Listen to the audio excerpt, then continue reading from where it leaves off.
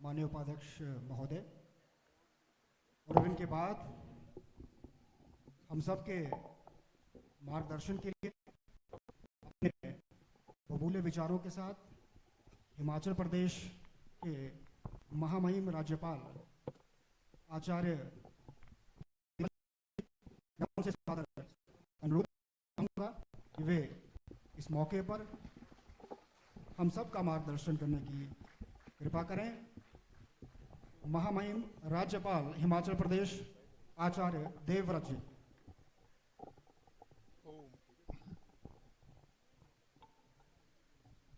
हो गया ठीक। ओम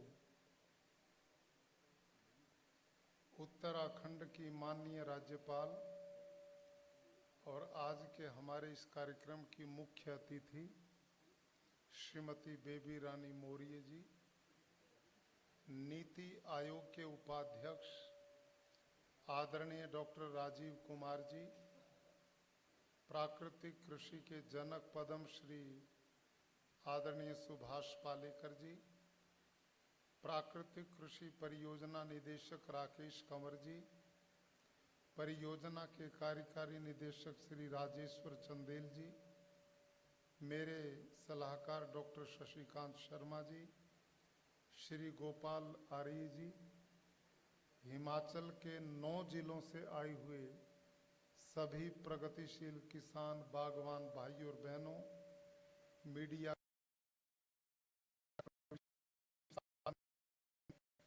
दो ऐसे व्यक्तियों को श्री S.C. अग्रवाल और श्री नीतीश नरूला जी। भाई और बहनों, आज मुझे अपार कृषि को बढ़ावा देने के लिए और प्रदेश में छोटे छोटे सैकड़ों आज जिससे जानकारी दी गई है कि पहला वाला हिमाचल प्रदेश में आया तो उसी समय से इस खेती के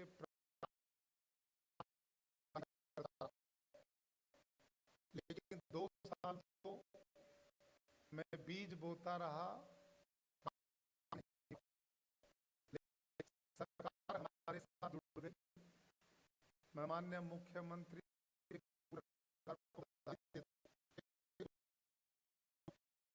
इस पद्धति को पहचाना और हमारे सहयोगी बन गए, जिसका परिणाम पिछले वर्ष हमने लक्ष्य लिया था कि पालेकर कृषि विधि को 500 किसानों को हम जोड़ेंगे, केवल 500 किसानों को। लेकिन बहुत खुशी हमें हुई कि लगभग 2.25 लाख किसान, तो ये एक उत्साह का वातावरण है। इस साल हमारा लक्ष्य है कि हम 50,000 किसानों को अपने साथ में जोड़ेंगे और मुझे पूर्ण विश्वास है कि आप जितने लगभग 1000 किसान भाई बहन 6 दिन से इस शिविर को सुन रहे हैं, पालेकर जी को गहराई से आपने जाना है, तो आप हमारे जितने भी लोग हैं वो ट्रेनर बन करके यहाँ से जाएंगे। अब हम चाहेंगे कि हिमाचल प्रदेश की जितनी भी पंचायतें हैं, जहाँ से आप आए हैं, हमारा पूरा सिस्टम बन चुका है। वो आपको गांव निर्धारित करेंगे। उन गांव में किसानों को आपने इस पद्धति से आगे बढ़ाना है और 2022 तक हमारा पूरा लक्ष्य है कि हिमाचल प्रदेश को, और ये बात ध्यान करो मेरी बात, अभी मैं 20 दिन पहले माननीय प्रधानमंत्री जी से मिलने गया था और विस्तृत रूप से मैंने ये जानकारी उनके सामने रखी। आपको इस बात को ध्यान में रखते हुए कि 2022 में और हिमाचल प्रदेश को जलमुक्त घोषित करवा दें, ये हमारा एक लक्ष्य बना।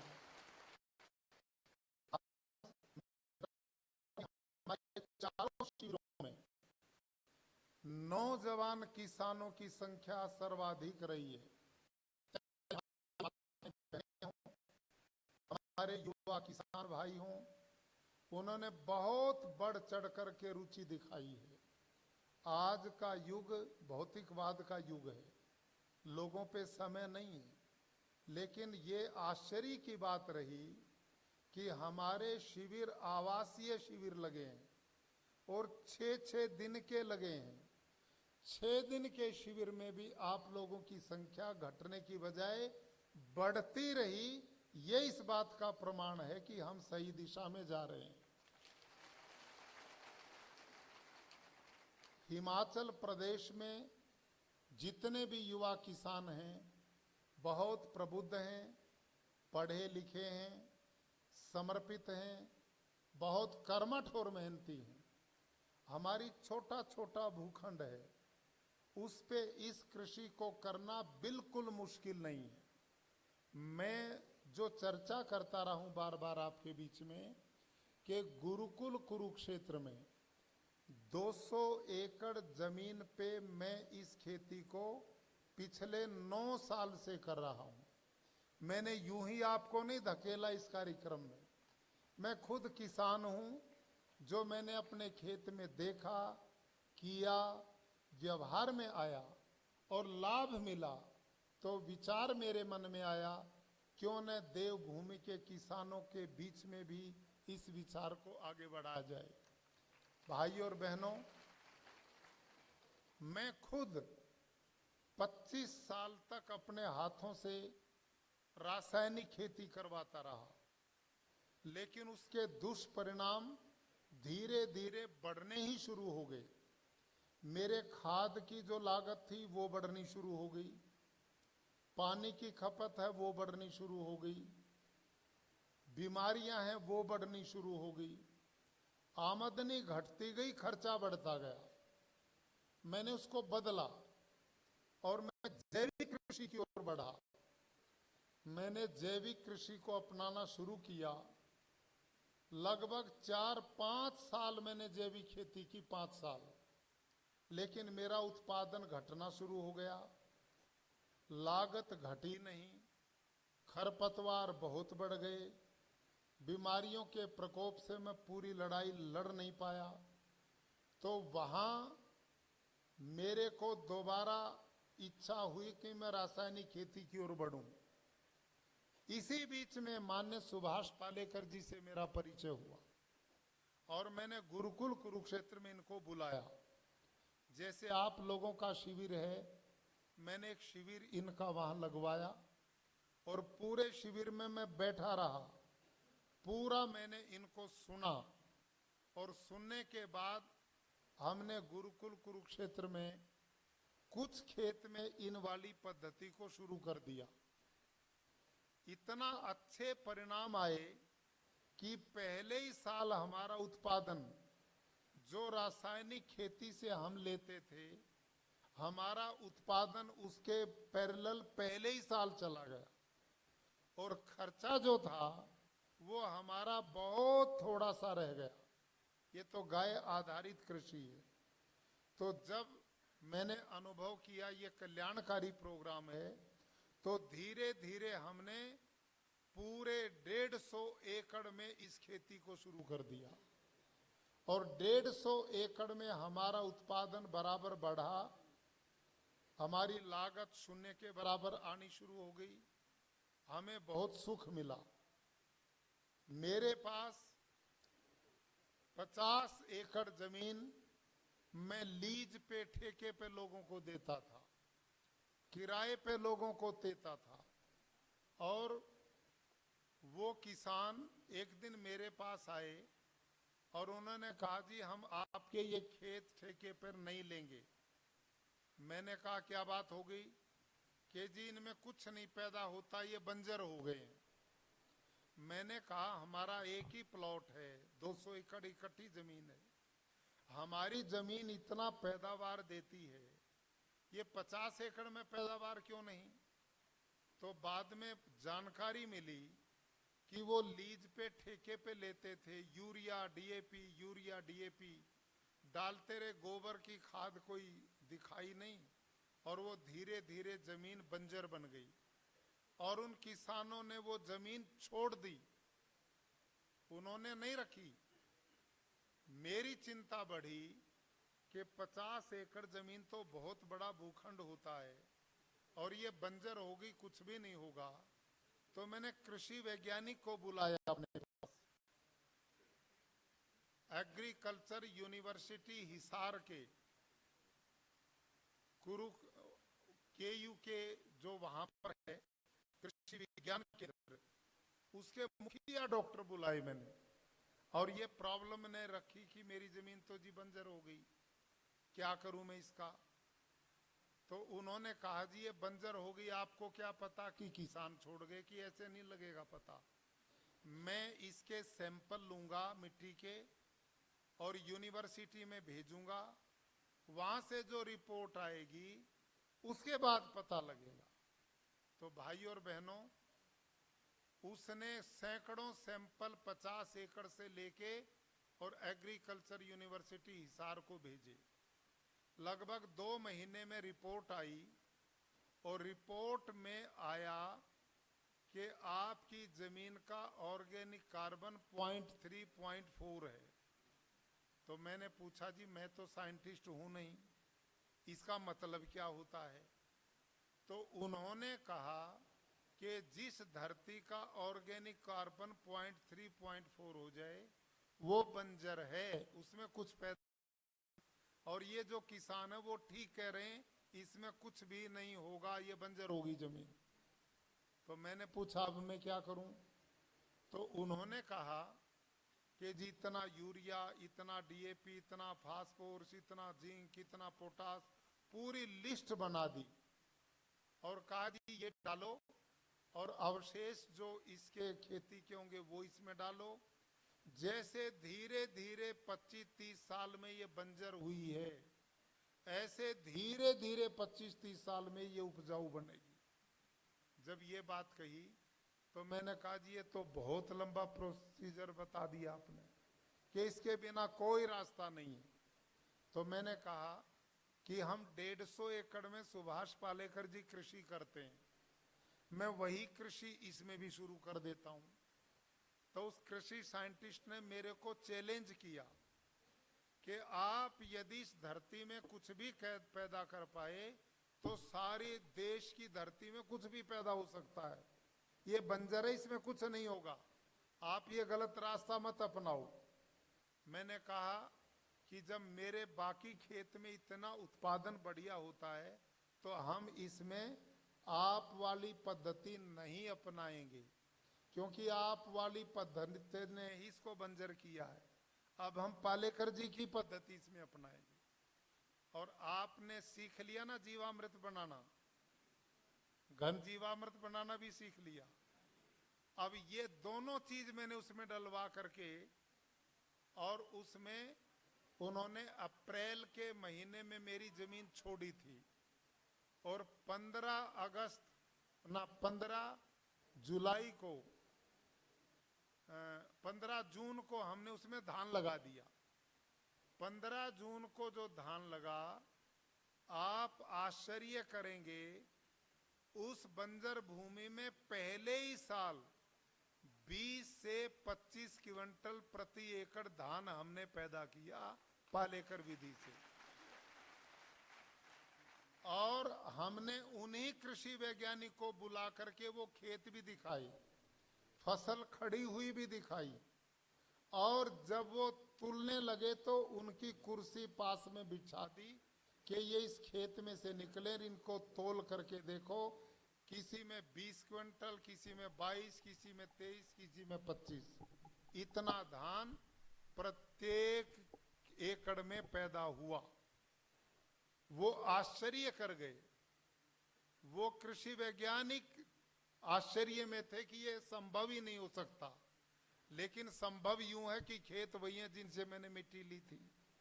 खेत उन्होंने देखे तो उनका विश्वास जगा, और वो या तो हमारे विरोध में झंडा उठाए खड़े थे या वो हमारे पक्ष में आकर के खड़े हो गए। अब उन्होंने रुचि लेनी शुरू की। आजकल हमारे फार्म को वही कृषि वैज्ञानिक देखते हैं, वही देखते हैं, और उनको इतनी रुचि पैदा हुई कि एकदम बंजर भूमि में इतना उत्पादन संभव नहीं है। ये हुआ कैसे? अगले साल उसी मिट्टी को दोबारा टेस्ट करने के लिए उन्होंने एग्रीकल्चर यूनिवर्सिटी हिसार को भेजा दोबारा। भाई और बहनों, लगभग 100 सैंपल उन्होंने लिए, एकड़ के एक इस कोने से दूसरे कोने से। 50 एकड़ के 100 सैंपल दोबारा फिर भेजे एग्रीकल्चर यूनिवर्सिटी हिसार को, और वहां से फिर जो रिपोर्ट आई, उसी धरती का एक साल में ऑर्गेनिक कार्बन 3.4 से बढ़कर के 0.8-0.9 पे चला गया। तो वो आश्चर्य मानते हैं, वो इसको मानने को तैयार नहीं है। जिस यूनिवर्सिटी में बैठे यहाँ के साइंटिस्ट को भी आप कहेंगे ना ऐसा हो गया, वो भी तैयार नहीं इसको मानने के लिए। क्यों नहीं? क्योंकि उनकी पढ़ाई में ये करिश्मा हो ही नहीं सकता, वहां ये है ही नहीं, वो मानने को तैयार नहीं। मानते तो मेरे वाले साइंटिस्ट भी नहीं थे, मानते वो भी नहीं थे, लेकिन वो तो वहीं पे थे। करें क्या? वही जमीन, वहीं पर रहते, वहीं पर खेती देखते, इसलिए उनकी मजबूरी थी वो। तो उनकी रुचि फिर और बढ़ी धीरे धीरे, और रुचि बढ़ी तो उन्होंने एक एक्सपेरिमेंट किया। हमारे खेत के बराबर के 5 किसान उन्होंने पकड़े, 5 किसान, और 5 किसान जो रासायनिक खेती करते थे, उनकी उन्होंने मिट्टी के नमूने लिए, और 5 किसानों की मिट्टी इकट्ठी करके उसमें से 1 ग्राम मिट्टी निकाली, और उसके जीवाणुओं को उन्होंने नापतोल की तो उसमें 30 लाख जीवाणु मिले। कितनी मिट्टी में? 1 ग्राम मिट्टी में 30 लाख जीवाणु मिले, जो रासायनिक खेती करते थे पड़ोस के किसान। और फिर उन्होंने हमारे खेत की मिट्टी ली 1 ग्राम, जो सुभाष पालेकर विधि से होती है। आप थोड़ा ध्यान से सुनना, कितना बड़ा अंतर मिला है। हमारी 1 ग्राम मिट्टी में 161 करोड़ जीवाणु मिले, 161 करोड़। कहां 30 लाख, कहां 161 करोड़। इस विधि को देख के 2 साइंटिस्ट हमारे साथ लग गए, एक ओमकार जी और दूसरे डॉक्टर बलजीत सारन। और उन्होंने तो फिर इतने अनुभव शुरू किए,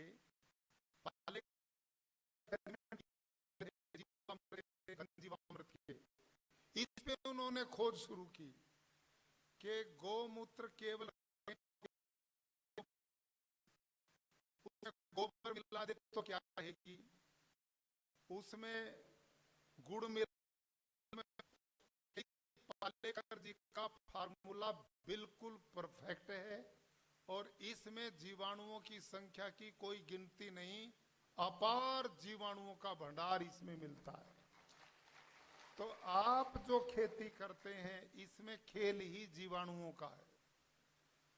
इसलिए भाई और बहनों, आपने 6 दिन ट्रेनिंग ले ली है, अब हमारे भाषणों की कतई जरूरत आपको नहीं है। आप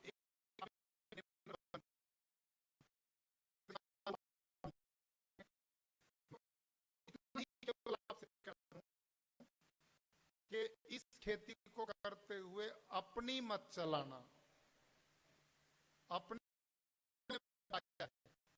जो जानकारी दी है, जैसा करने को कहा है वैसा ही करोगे तो कोई डाउट नहीं।